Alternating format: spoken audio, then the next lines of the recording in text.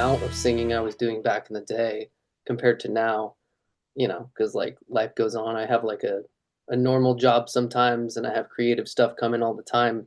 Not all of it requires singing. So sometimes there's a week or two goes by without singing and I come back to it and I just feel like I suck ass. And then I have to, go for it all over again. It's like hours worth of vocal warm-ups to get back to where I feel like I'm actually singing again. Yeah. So Well, and we've all aged over the years too, so that kind of doesn't help, right? it's pretty much working against us. Yeah. It's always working against us, aging And gravity. and gravity. It's true. Gravity really does suck getting older. God. But yeah, again, I first love to say that I'm very happy that you guys are back and releasing new music. Thank That you. being said, anybody that doesn't know who you are, if you could introduce yourself, the role you play in the band, and just a little backstory of how Neural got started and, you know, what's been going on since, you guys had a hiatus and all that jazz. Yeah. Wow, it's a long story. It's a lot of ground to cover, and I'll try and give you the abridged version. But my name's Kyle Castellani. I'm the singer of Nural. Neural formed back in the year 2000, which seems like a long time ago now. But we played our first show in Hollywood at some, you know, venue that was doing the whole pay to play thing, and that was kind of what actually made us want to continue to play shows. And back then we were a ska band, so we had a horn section and totally different list of songs than are even existing today out there for anybody to listen to Neural. But we basically just became hometown heroes, played a lot of local shows. We had some lineup change with the guitar players two different times and landed with our current guitarist Doug, who towards the end of 2009, when we were uh, about to be upstreamed to Atlantic Records, he was the guitar player that we had, and then the band broke up. We went on, I don't even know how many year hiatus, and now we're back. And so it's basically the original lineup, with Doug, the guitarist that we left off with. So Okay. yeah, it's been a long time. We just started putting out new music again in 2022, and it's way different. I mean, in terms of we were all best friends living in the same town and going riding our skateboards to go get food together, and then we'd rehearse for hours and then go dick around in our hometown again. But we are all separated now, by distance and have our own individual jobs and lives and whatever. So this time around, it's definitely different in the sense that we don't have um, that closeness, you know, in proximity. But we still, every time we get together, it's like riding a bike. It's crazy. Like we just toured Japan in March, and we did maybe four rehearsals for it in the first time that we had played together in like over 10 years. And then all of a sudden toured Japan with Strung Out and Messed and had to live up to that caliber that they're performing at. I mean, those guys are veterans. And I'll be damned, we held it together. So, there's something to be said about the chemistry, and uh, we still got it, but it just comes a little more difficult, I guess, these days. I don't Yeah. know if that covers all the ground you were expecting me to cover, Eh, but I tried. it's like the cliff notes, what Yeah, happened. But yeah, like you were mentioning Japan, like, have you guys ever traveled there before? we did. Back in the day, we went twice. Somebody was saying we went three times. I don't recall that. It was twice. This was the third time in March of this year. But yeah, we went there to basically tour our first official release, which was The Weight of the World. That was like our first, you know, 12 song record or whatever, back on Hopeless Records. And we went back because we met a band out there that wanted to come to the States, and we toured with them here in the States. And then they took us back to play like a big festival. And yeah, it was like a crazy festival because it was a bunch of hardcore bands, and Neural is more like a rock band. So we were a little out of our element, but it was pretty rad. We got to watch, Dillinger Escape Plan and all these random hardcore bands that we grew up listening to, but do not necessarily sound like us. So it was still an honor to, not only go to Japan, but play with huge bands while we're out there. Yeah. So we're big in Japan. Moral of the story. Yeah. Big in Japan. So, what made you guys decide to get back together and start creating music again for Neural? Um, I mean, I guess the moment that we actually started to write again was just randomly around Christmas time. The guitar player came into town.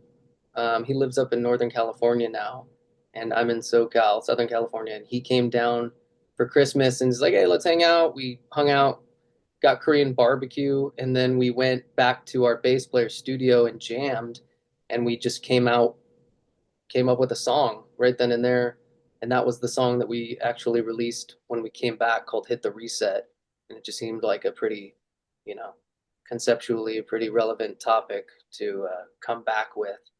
And we didn't really have any expectations about, coming back and blowing up necessarily, but we definitely are trying to put stuff out that we care about. And you know, it might be time between each release, quite a bit of time at times, but we are actually, just doing it because we've always done it and we're always drawn to the band.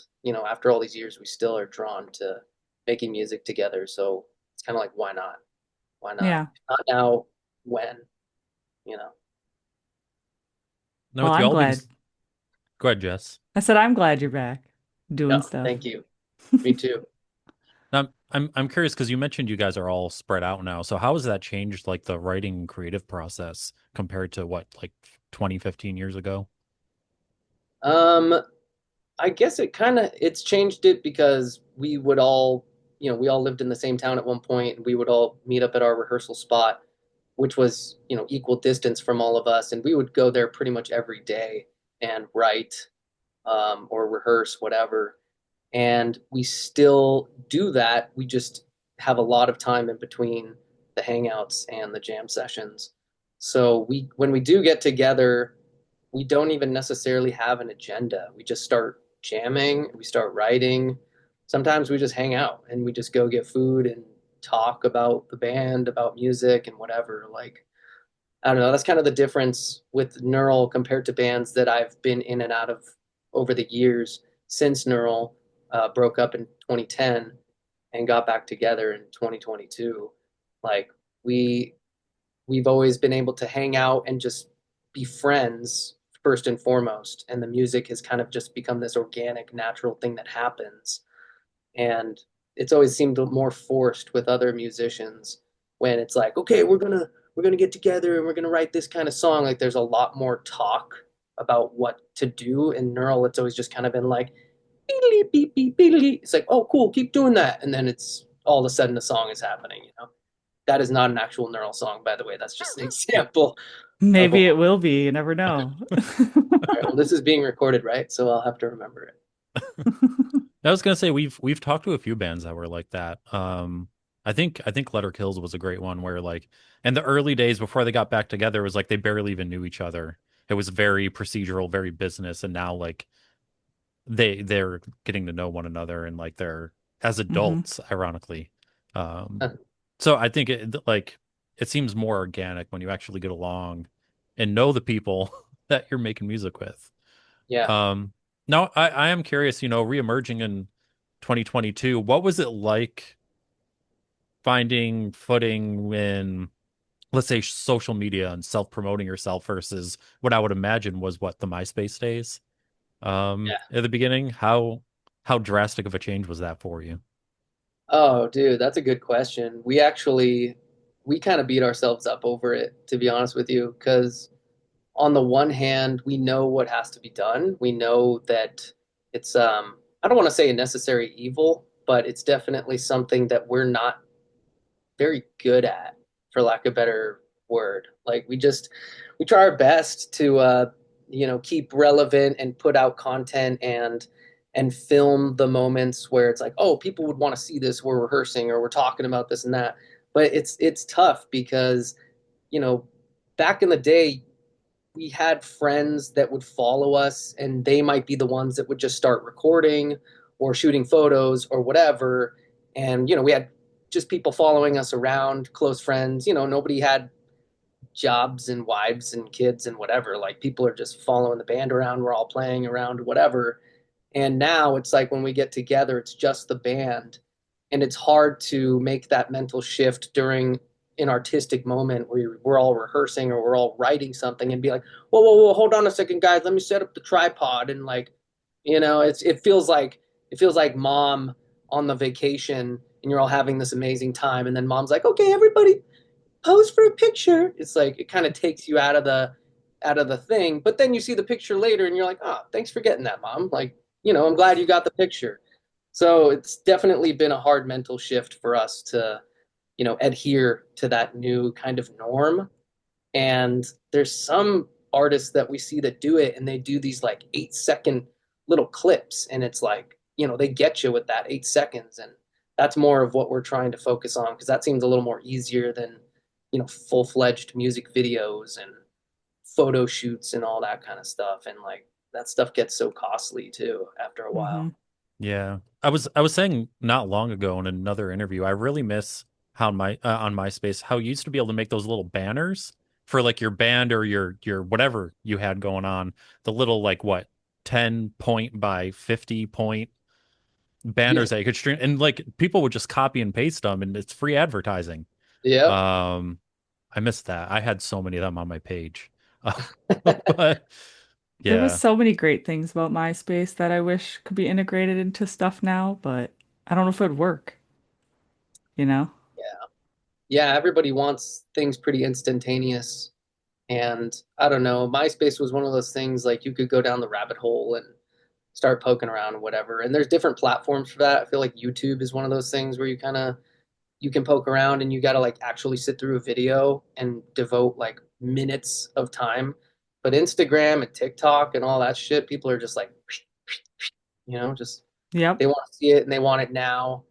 And I don't know, it's a little hard. And I'm sure that our parents felt the same way, like, oh, nobody sits and listens to a record anymore. Everybody just wants to, listen to music on the go in their car with their CD players. Like, I don't know, my parents don't actually talk like that, but you know what I mean? Like every generation wants things quicker and more convenient. So it's been a little hard because yeah, we're like an older band. We're not like freaking geezers, but we're definitely up there compared to what we were. And yeah, like having to actually like not only embrace the tech, but be good at it. Like it's difficult to weigh that with the importance of what a good song is and focus on good songwriting and all that stuff. So yeah, hopefully we find somebody that's just like following us around that can do that kind of stuff for us. That'd be great. I think we need that too, Jess. We need somebody to just follow us around. Yeah. Yeah, Follow a us file. around because we're not the greatest at our social media stuff. We try, but like if I have to make a video of myself talking to people, I'm just horrible at them. I have taken so many different takes. It takes me like 60 times just to get what I want out right. Because I get inside my head a lot, you Mhm. know? I'm like, oh, I had this all planned out in my head and it's not coming out the way I want it to be. It's an art form in itself. Being good on camera, it's like, oh man, yeah. Like everyone in the band is always trying to get me to do the promo stuff because they're like, oh, you're the singer, like you're the face and the voice of the band. Like film this promo thing, and I'm like, oh, it sounds easy enough. And I set up a camera and I keep like, looking back, looking at it and like deleting it. And I'm just like, damn, this looks horrible. This sounds horrible. Yeah, it's tough to like be a natural on camera. Some people have it, some people learn it. I don't know where I fall in all that, but definitely that falls with the whole like content is king kind of thing. You're trying your best to put a face out there and get people interested. But a lot of the time, you got to like either snap to it or I don't know, put like somebody falling at the beginning of the video just so it grabs their attention and then start talking. That's Something. true. That's true. I do say though, like, man, how many takes I have to take, Chris? I've sent you pictures. You've sent me all the videos before and like which one should I use? I'm like, I'm not gonna watch 50 videos. Just pick one. I'm also a perfectionist when it comes to stuff like that, so it's like, I don't want it to be super lame or anything, you know? Yeah. I don't know. Content, hate it. Yeah. It's a necessary evil. That's It what is a necessary evil, that's for sure. But you know what's not evil? The new songs that you've put out in the last couple of years. That's a good segue. Chris face palming. But no, yeah, that was a good segue. We yeah. Yeah, because I mean, you mentioned Hit the Reset, and then you also did Here We Go, and then All in Your Head. Yeah. But you also have been kind of teasing another new one. I'm assuming it's called Love Hate. Yeah, that's right.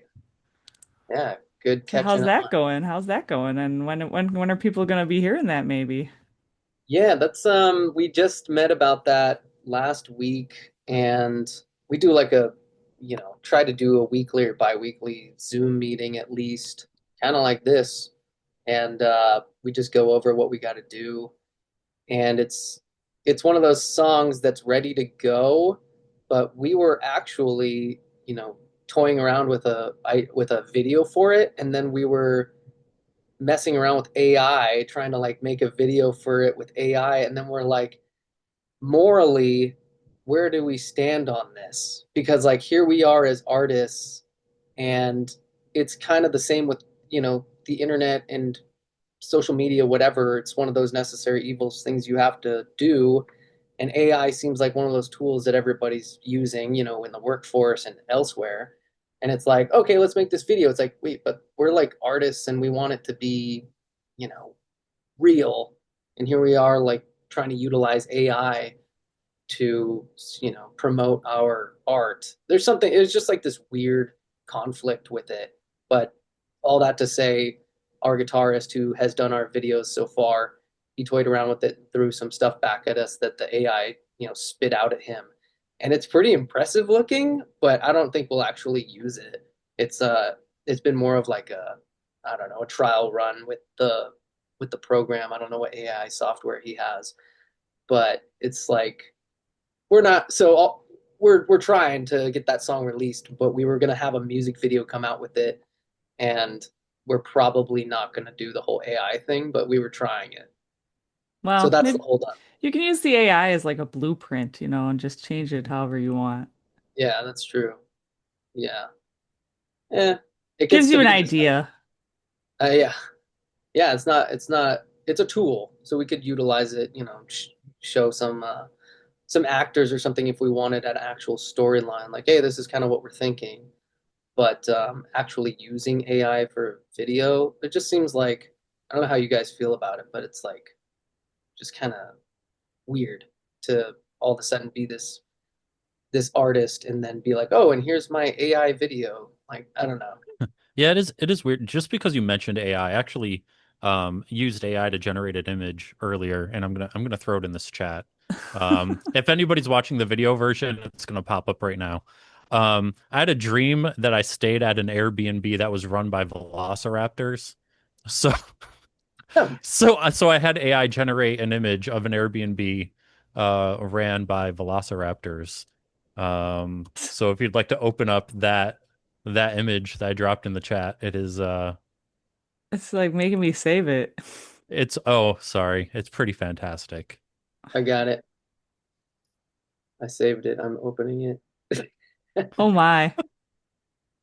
I'd stay Velociraptors there. roost Airbnb. I would stay there. I mean, Oh, I'd be fearful for my life and like a velociraptor eating me, but still, it is they're pretty. friendly. They look friendly. I thought it was gonna be Jurassic Park style, like I don't that. know that velociraptor that's sweeping the dirt. Something very homely about her. Maybe they're sweeping up dead body parts. I don't know. Yeah, that's AI. I mean, it's like all the talk and one of those things for musicians and artists alike that what do we do with it? A lot of, Right? You want your videos to be real. Not like the one that my husband brought to me one time. He's like, "Look at these raccoons jumping on this trampoline." And I'm like, "Yeah, that's totally AI." hmm yeah, God help the older generations, dude. They're gonna be falling for everything. I think they Right? already are. Some of them are. I mean, look at my husband. He thought it was real, and I'm like, "No, these are fake. That's not Yeah, real raccoons doing that." If you watch it closely, there's things that you can tell in videos that you notice little problems in it sometimes. Like all of a sudden an animal just disappears out of nowhere or something. yeah. A prop that's off to the side just like morphs into a person or something. Yeah, Yep. weird There's just tells. weird things that happen with AI. But let's Yeah. not talk anymore about AI. Let us, Chris is always like laughing at me Your because your my your transitions today. my transitions today, Yeah, what's wrong with them? I think they're decent. that's all right. Keep going. It's a good time to switch gears. What else you got?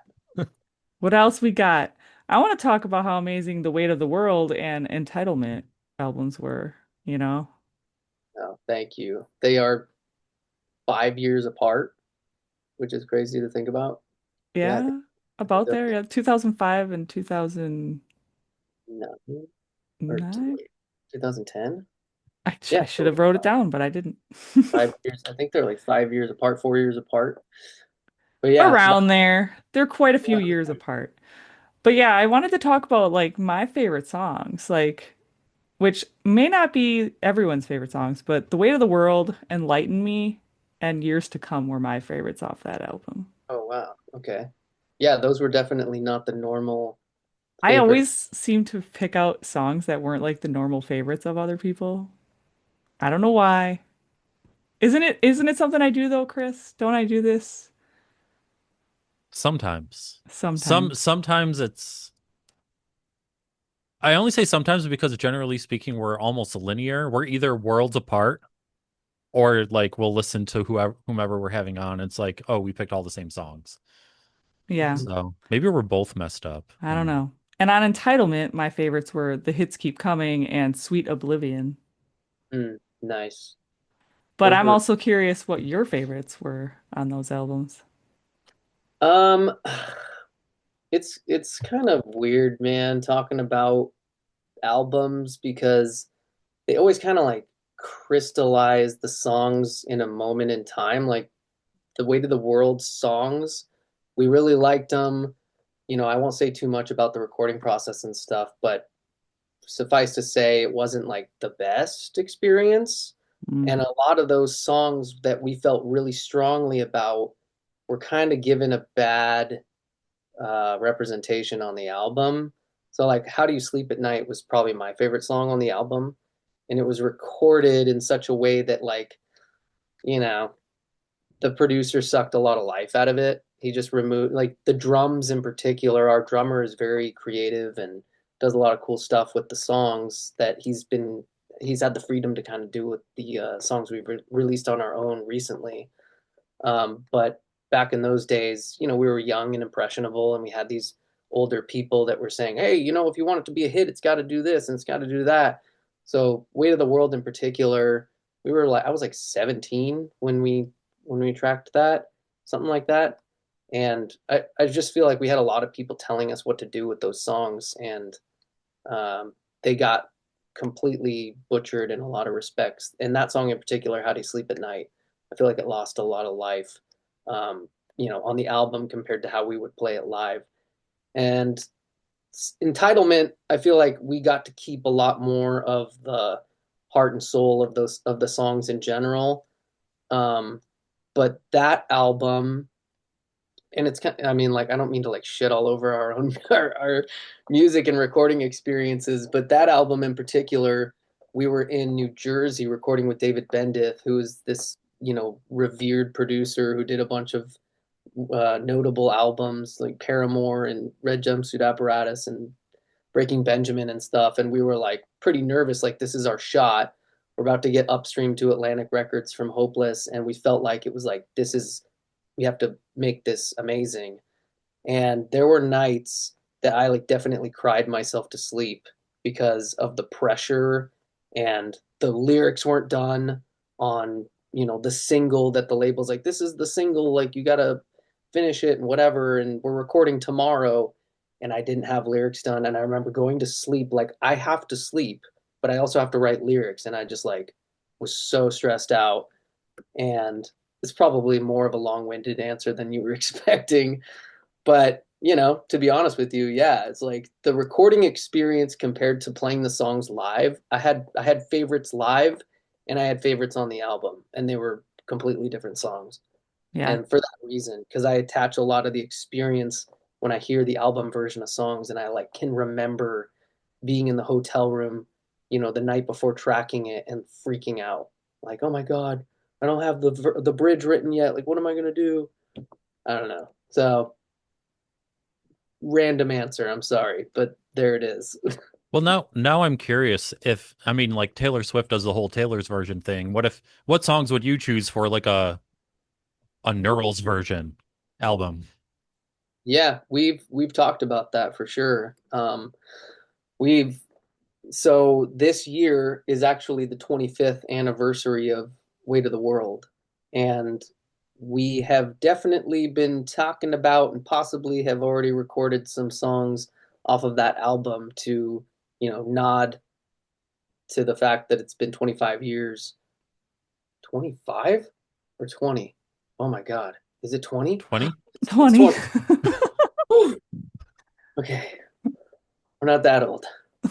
Not But yet, yeah, right? 20-year anniversary, and we've got some songs that we want to do that we've already kind of got on the way that I don't know if I'm supposed to share that or not. I don't think the guys care. But we've got Tension, The Curse, and Chasing You, and Forgive Me from The Weight of the World that we're currently tracking, but it's going a little slower than we had anticipated. We've got other Yeah. songs in the pipeline too that we want to release before we do those. So, it's been a busy 2025, but we're still holding on to some songs we haven't released yet, those included. Well, I'd And be then you curious to hear them. Yeah. and then you also pursued a solo career, producing a solo project for a while. What made you decide to go down that route? I still needed a creative outlet. Is basically what made me want to do it. And I had connections, and I had um, songs. I just had songs that I felt like I wanted to see the light of day. And I basically taught myself guitar and piano in a couple years and started writing and recording and playing shows on my own, and sometimes with a band. But I just wanted to keep writing, and like I talked about earlier, like keeping the muscle fresh and actually um, using what I got to, like, say something to the world or whoever's listening. I guess it's not the entire world, but I still get messages today about the solo stuff and mostly neural stuff, and people are like, you don't understand, like that album saved me. And I'm just like, geez, like thank you so much, that's amazing. Back when we were just like dipshit kids writing it and recording it in a rehearsal spot, we had no idea the impact that a lot of that would make. And it's still pretty awesome to hear that people are listening. I've got people that for the solo stuff have gotten tattoos of lyrics and all of that. It's really cool. So I actually have a album or an EP that I'm working on for the solo stuff right now. And the guitarist of Neural is going to be mixing it. So that's also coming out. I don't know when, but it's recorded. It's got to just be mixed, and I should probably make some content, maybe some 8-second videos for the Yeah. Instagram or something. I don't know. It's crazy to think though that albums can impact people's lives so much sometimes, like that it saved them. Like it's got to be gratifying, but also like super crazy to hear someone tell you that. Yeah. Yeah. I mean, we don't expect that. I mean, we didn't expect that to have an impact like that. But yeah, straight up, there's people that have said some pretty heart-wrenching things about, songs that got them through some crazy times. And it's really nice to think that, whether you had, a good experience with the song or not, like somebody out there had a great experience or it helped them. And there's some songs I don't even think about, like Enlighten Me. I haven't thought about that song in a long time. But the fact that that's one of your favorites, that's awesome. Yeah, I don't know what it is about the song. It's just always been like on top of my list of my favorite songs of yours. So I don't know. Maybe it's just something about it. I don't know. It hits me in the feels, I guess. Like, someone say some of your songs have saved someone's life. Just Yeah, hits me in the feels different. good. But talking more about, the 20th anniversary, were you guys thinking of doing any tours or weekend runs or anything for that? Yeah, we would love to. We we're kind of we're just not sure what to do, like what we expect from it right now. We have this paralyzing fear that we're gonna like promote this, back together show, reunion show in LA, and like 20 people show up. It's like one of those nightmares where you're just like, whoa, what if that happened? And so I think that's kind of kept us from actively pursuing any kind of like reunion show at the moment. And I think it wouldn't be 20 people, but it would definitely be something that we would need to be hyping up, and we would probably, need the promise of shows to come. And it's been so long. Like, Hmm. so it's weekend runs would be cool. If we got invited on something, we'd definitely get more of the fire under our ass to do something. And that's what happened with Japan. Like we just got invited to Japan and it actually made us get it together. I mean, our Yeah. drummer lives in like part-time in Puerto Rico and then sometimes in the States. So it's hard. And then the guitar players are up in NorCal, separated by a couple hour drive, and then me and the bassist are here in like the greater LA area. So I don't know. It's just tough to think of how to orchestrate that. But Yeah. we would love to if we could. Yeah, you said if someone wanted to bring you along, now if you could build your dream tour, who would you want to either invite you on or who would you take with you? Oh my God. I know, it's always such a hard thing to ask people. Like there's so many. I know. Yeah, and it's also like who would fit the best?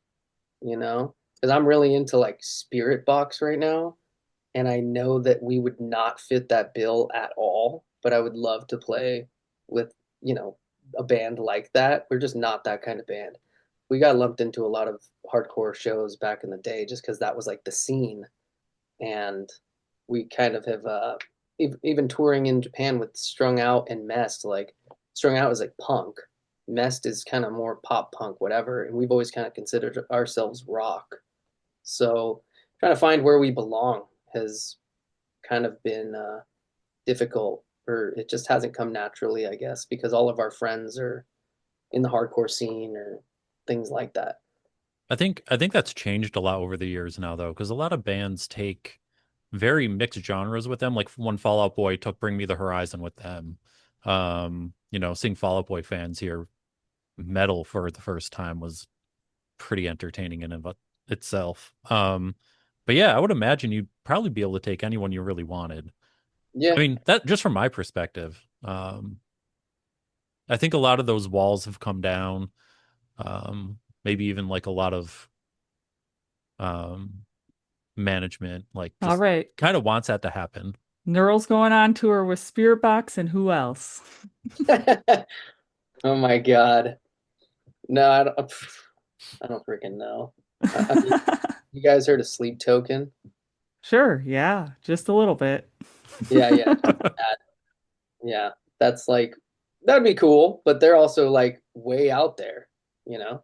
Like Let's that's do it though. Come on now. This is a dream tour. So Spirit Box and Sleep Token and there you Neural. go. Hey, that'd be sick. That'd be I'd be way down. You never know. Yeah. crazier things have happened. Like, I feel like there have been other crazy tours that I've heard of over the years that you're like, oh, I never would have put them together, but they have gone out. Kind of like Chris said, Fall Out Boy and Bring Me the Horizon. I feel like there's been some other ones. Yeah, and maybe it's not as crazy, not as like mixing up of the genres, but like when Third Eye Blind took Yellow Card, that was a Oh, little different. huh. I didn't know about that. Yeah, they did that. That's true. Third Eye Blind and Yellow Card is a good one to throw out there We because played that with Yellow is Card back in the day at some college. That was probably one of our best shows ever. there you go. Man, You can take Yellow Card with you too. I mean, I think they'd take us. There you go. I'm pretty Wow. sure Yellow Card would take us. But yeah, that'd be sweet. See, there are bands that we can find that will, potentially take you out on tour with them that you don't really have to match completely with. Yeah, I think back in the day, it would have been cool to go out with someone like Amberlin. They were more, I feel like we were probably closer to that type of genre. And then I don't know what's going on with is it like a new singer in there? Have you heard the new Amberlin at all? Yeah, it's Maddie Mullins from Memphis May Fire is taking over as lead vocals and stuff. I Oh, think so it's Steven sometimes plays random off shows.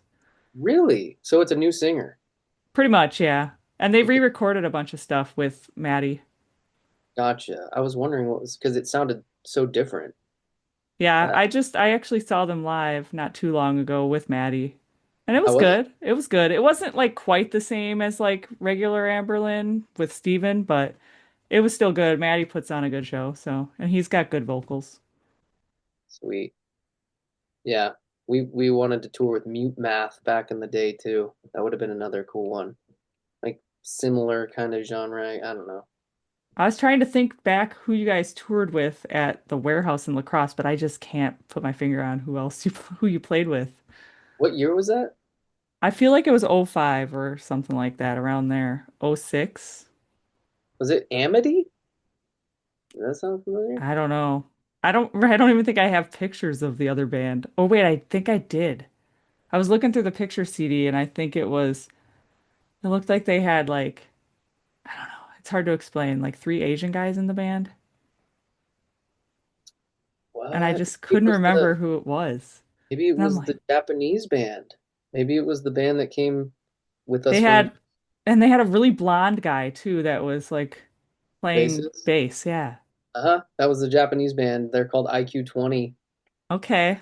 See, Uh, that's probably why I don't remember because I don't know. I don't know what happened to them either. yeah, they still play shows in Japan. Like Well, there you go. those guys are lifers, dude. Punk rockers. Maybe if they're all together still, you guys can have a reunion show with them. We saw them. We hung out with them in Japan. Um, we didn't get to see them play or anything, but those guys party for sure. It was pretty funny. They were smashed at the show. But yeah, that's IQ20. That's funny. That was '05. Wow. Crazy. Yeah, that's forever ago. Yeah, long time ago. Now, speaking of touring and who you would take out on a tour, we love hearing stories from the road or shows. Any crazy stories that you can remember, whether you were traveling or in the middle of playing a show, something that went down. Yeah, there's a lot. I mean, there's a lot of stuff that happened. Um, oh my God. Well, which story is like appropriate? Can I don't I don't know think what, we have anything. We've heard some crazy stuff. I think the yeah. craziest thing was when Mirza was talking about illegal substances, but we were like, yeah, we'll cut this out a little bit. Oh my God. Yeah, yeah. Well, we were never into that kind of stuff. Our bass player was always getting up to like just the craziest shenanigans. Um, I don't know if he'd be super comfortable with me sharing that stuff, but one of the funnier stories, one of the crazier things that happened is we pulled off the freeway one time. We were having engine trouble or something, and I don't know where we were. I think we were in New Mexico. We pulled off the freeway, and there was this town, and we're like, oh, okay, cool. It's got an exit sign and everything. We exit, and I swear to God, this town was like abandoned. There was nobody there. And we're driving, and there's like, houses that look like they've been lived in, and there's like businesses, there's roads, but there's no cars. It was like a set for a movie or something. And we're like, what the hell is this? So we're driving, and we're like, where's the gas station? Okay, like we get to the gas station, and you literally drive over the things that are like, like on the ground, and we drive over it, and nobody's around. It was like nobody's there. And we're looking up at this house that's kind of on the property of the gas station, and it's a two-story house. And in the window up at the top, there's like a person in the window. And we're like, is that what is that? Is that a person? And we're like, oh, they're not moving. It's probably a mannequin. And it was in like a pose like this. So we're like, oh, it's a mannequin. And then we're like trying to pump gas. The gas tank is fake. And we're like, are we about to get killed? Like it was like the hills have eyes kind of shit. And so we're like, let's get the fuck out of here. We get back into the van, and we look up again at the window, and the person in the window is going like this. And we're like, go, go, go. And we just like floor it and get the like, like dust is kicking up on like we're fucking flooring it in a 15 passenger van, like towing a trailer. Oh my God, it was freaky. It was really scary. Did you But ever that go was, back and visit? I don't know where the hell we were. I want to say it was New Mexico, but Sounds yeah, about on par for New Mexico. that's like the start of a horror movie for sure. Like it was a fake town. It was like a nuclear town, like that they set up to actually test what a nuke would do to a town or something. Oh gosh. Crazy. Maybe you were on Area 51 and you didn't even know it. It's like a set up town, man, with houses and businesses and everything. And there was like the I don't remember if there were cars or not. I don't think there were cars. But anyways, yeah, that's one of the crazier things that seems a little more PG. There's That definitely is some crazy. R-rated, some I'd be R-rated. freaked out even. And I love creepy stuff when I come into a place. I'm not huge on horror or anything, but I like creepy things. Like I would be like waving at that mannequin thing. Yeah, there's a lot of creepy stuff that happened on tour, but a lot of funny ass stuff too. But I don't know what I'm at liberty to talk about because of our bassist. Our bassist was the one dude. He was the one that needed a cameraman on him. He would have had a successful show for sure. He was always up to just the craziest shit. Um, but anyways, Anything crazy happen with you while you were performing? Like with fans or anything? I'm sure there were. Um, I mean, again, the bass player comes to mind. Like the only thing I can think of is this show that we played, and it was kind of near our hometown. It was like sold out show, kids everywhere, like going crazy. And in the middle of a song, I'm like on one of the sound wedges, standing there singing, and through the sound wedge, I could hear like this, and I'm like, what the hell was that? And I look back, and our bassist is gone. I'm like, what the? And then I look down into this crevice. He had fallen between the stage and the speakers, and he was just like on his back, like trying to play and totally couldn't get up. He was like a turtle on its back with the shell, like trying to roll to get himself up in the middle of the song. It was freaking hilarious. But nobody else saw it but me. I mean, I'm, I'm sure there's crazier shit that's happened, but that was like the immediate thing that comes to mind. The immediate thing. All right, Jess, I sent you the options. I'm trying to figure out who you were playing with when she saw you. My problem is on concert archives, there's no date in La Crosse, Wisconsin at any point. So it was either the one you played with the Blackout Pact or with the Hire and Paint by Numbers. Mm. There's dates that come close to that area, but none that are It listed. wasn't the hire because I would remember Seth. Uh, Yeah, I don't know. That's crazy. Mm, And then you said it was that Japan band that came to I mind. mean, if it was Asian dudes, for sure it was. the Japanese band. What were they again? Q IQ 20. IQ 20. I'll have to do some research, right, Chris? He's researching right now. My brain won't let it rest until I figure it out. But I'll move on to the next question while I still do some research. And this one, we've discovered this one's a little more, I'll say, fun. But we've just discovered it can be divisive. So let's say it's like 11 o'clock at night. You're hungry, right? You walk over to your freezer and you're like, oh man, what am I going to eat? And you see a bag of frozen French fries in there. And you're like, you know what? I'm going to make them. You put them in the oven, air fryer, actually fry them in a pan. Just don't put them in the microwave. And you're like, okay, now I got to dip them in something. What are you going to your fridge to find to dip these fries in? Damn. Either ranch or ketchup sriracha. Okay, Ooh, I like the sriracha ketchup ketchup. sriracha. Yeah. Yeah, and not like the pre-made ketchup sriracha, like ketchup and then like go You're ham on the making your sriracha. own. Yeah, probably, probably that. I mean, like, how high am I in this scenario? Let's go from not to extremely. Let's go to complete different ends of the spectrum. I'm just kidding. I don't know. Uh, The answer stays the same. It just might start with ranch and end with sriracha ketchup. Yeah, switch it up halfway through. I think that's the first answer we've gotten that involves sriracha before. Really?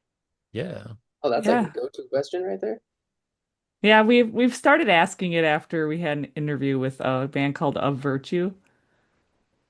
We got into some like random talk about who has the best fries, and we were talking about In No. and Out and other We stuff. we got into some deep food conversations that might have started like a rift between band members at some point. Like it Oh, got heated. But yeah, yeah, it's become a staple ever since. It nice. has. Like it. What let me follow that up. Do you have any personal weird food combinations that you enjoy that other people might think you're crazy for liking? Mm, I don't think so. I mean, I don't discriminate with food. I pretty much eat everything. But probably one of the weirder things that my old roommates used to give me a bunch of shit for was I was kind of like a little more broke at the time, and I would get sardines and eat them with jalapenos, and like out of the can like a hobo on the couch, and they would just be like, "What the hell are you doing, man?" Like they were so offended by me, and like I almost wanted to do it more because I knew it was just gonna get such a rise out of them.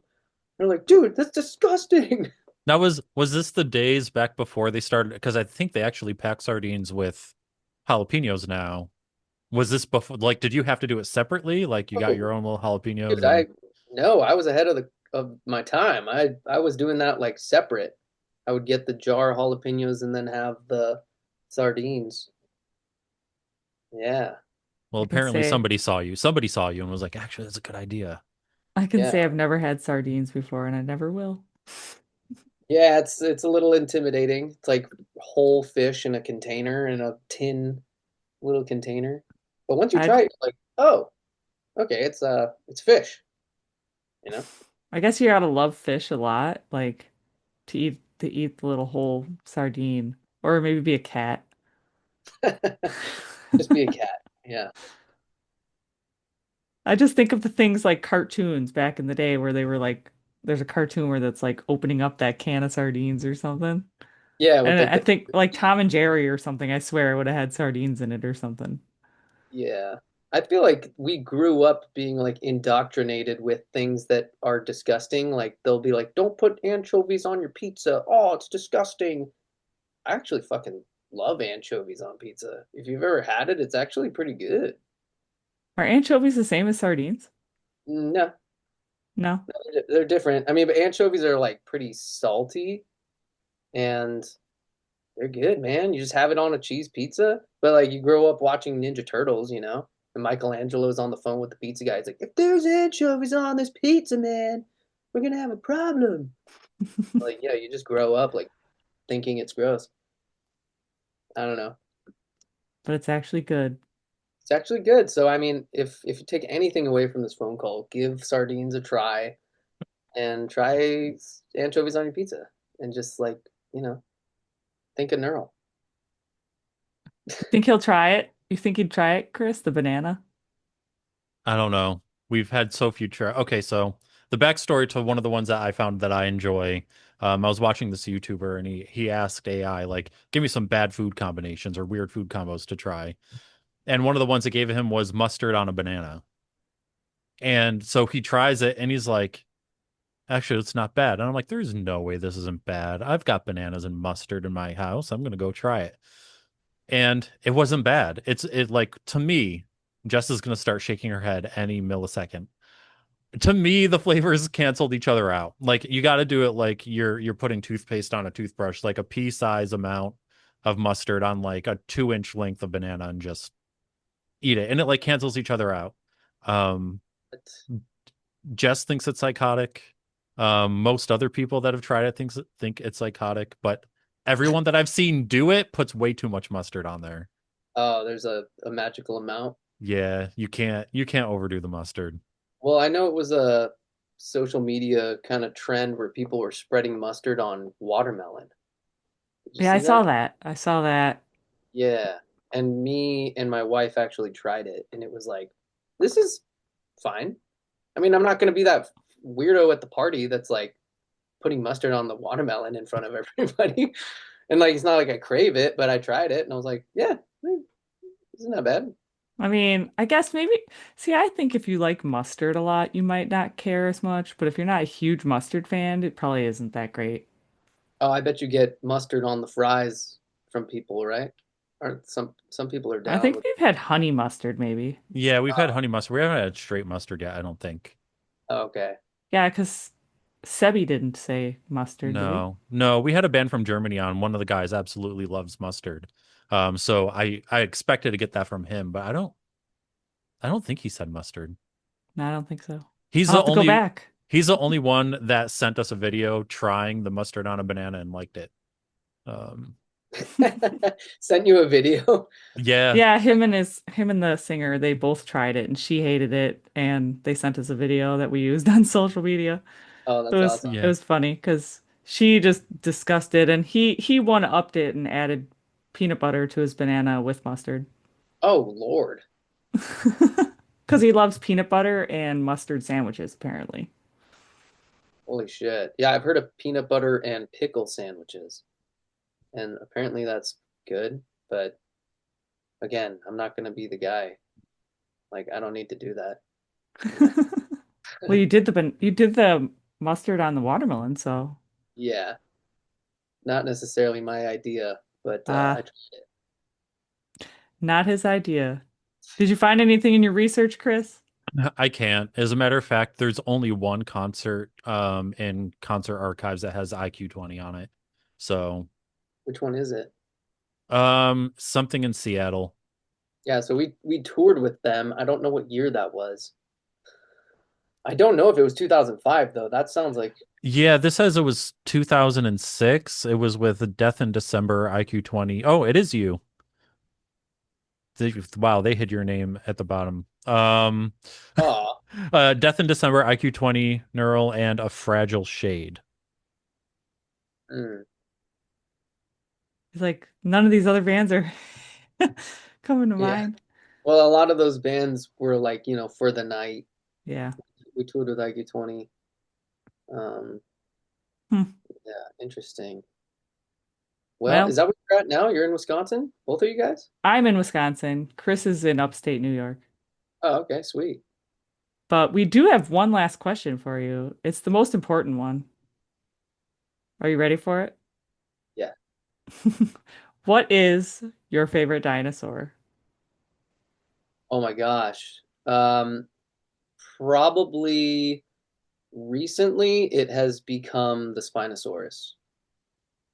And that's because I like the sail on its back and the fact that it's like got amphibious traits. It goes into the water and it can also walk on land. Like it's pretty sick. Spinosaurus is pretty dope. Yeah. So that's the final answer right there. Final answer, Spinosaurus. Dinosaur. Mine's a Brachiosaurus. I'm kind of slightly standard. I mean, standard would be like T-Rex. I feel like everybody would say, or like you ask a It's 4-year. true. Usually they say Brontosaurus, so Brachiosaurus is a little different. Yeah, is that the one with like the crest on its head and it like Yep, bump on its head or something? Yeah. Yeah. And mine is the ankylosaur, that armored tank dinosaur. Oh, hell yeah. Yeah. There's something about being a vegetarian, but being able to take out a T-Rex's ankle. That's just Yeah, all great choices. I mean, velociraptors, those would have probably taken over, right? They would have been like the humans or like top of the food chain if the comet hadn't killed them or whatever killed them. true. Like, the leading theory is a comet. Then somebody else said that we like lived with dinosaurs, and I don't know who actually believes that. Do you guys believe no. There's no way. Although now there's people in Australia saying they're seeing pterodactyls, and that? What Like the modern hell? day pterodactyls, Okay, they've just been hiding in the volcanoes or something. They're just maybe. I don't flying know out. where they've been hiding. But our paleontologist said, I think said he hasn't seen any pterodactyls, so. no. You have a resident paleontologist at the jam? No, we had a paleontologist on the podcast because he was also Oh, he's called the pop punk paleontologist. So we talked music and dinosaurs with him. what? Oh, that's rad. Feel free to check out that episode if you want to listen. If you It's Yeah, just well, need something to listen to. it's I would. definitely not the best performing episode, but it's probably one of, like, if you like dinosaurs, such a great episode. What We is learned your a lot. guys' social media like? What is your guys'? Everybody's got like their favorite that they especially put out content on. What is your guys' platform that you like using the most? Instagram, I say I use the most. Yeah. And for the full length, like versus like audio versus like the video, I still think YouTube. I like Yeah, us putting stuff out on YouTube. Well, and yeah. then there's all that stuff people have been talking about Spotify now, so I don't know. Oh, like putting the podcast on Spotify? No, just music in general. Oh, well, yeah, But I mean in general, like I tend to listen to music more on like YouTube now yeah. than Spotify. So that's why, and now there's all that controversy with Spotify going on. Still or I more? guess. Just, More just, controversy? I just guess there's more controversy. What the But hell? no, we do put video for out for our podcast, and we do audio as well on Spotify still. So, Sweet. Yeah, I feel like you have to. just bring back yep. LimeWire. We can P2P the podcast. It's okay. I was more of a Kazaa guy. Cause no Napster. Oh my God. And then you just have like, you were just so ambitious as a kid, like with this dial-up connection, and you'd be downloading like 20 things and they're all in a queue. And you just like go off to school. You're like, all right, when I get home, all these are going to be downloaded. And then you'd show up and it's just like error on all of them. Yeah. Oh, Yeah, hell. because I someone picked up the telephone. Yeah. or whoever was like sharing it with you, stop the connection. Oh, Yeah. Because the worst. it would just seed it, right? Like if I remember correctly, it would seed it, and you could even have like multiple seeds to complete the one song, Oh, that's right. and people would just like, it'd be like downloading from three sources, and then all of a sudden like two of them would drop, and suddenly you're downloading at like 5 kilobits a second. Man. I do remember that now. I do remember that. But the dinosaur question was our final and last question, and the Spinosaurus is your final answer. That's correct. I stand by the answer. Was there anything you wanted to say to anyone still listening or watching before you go? Check out the new Neural coming out soon. Check out my solo stuff coming out soon. And I can't promise that it will come out very soon, but it's coming out. So check it out. Check it out.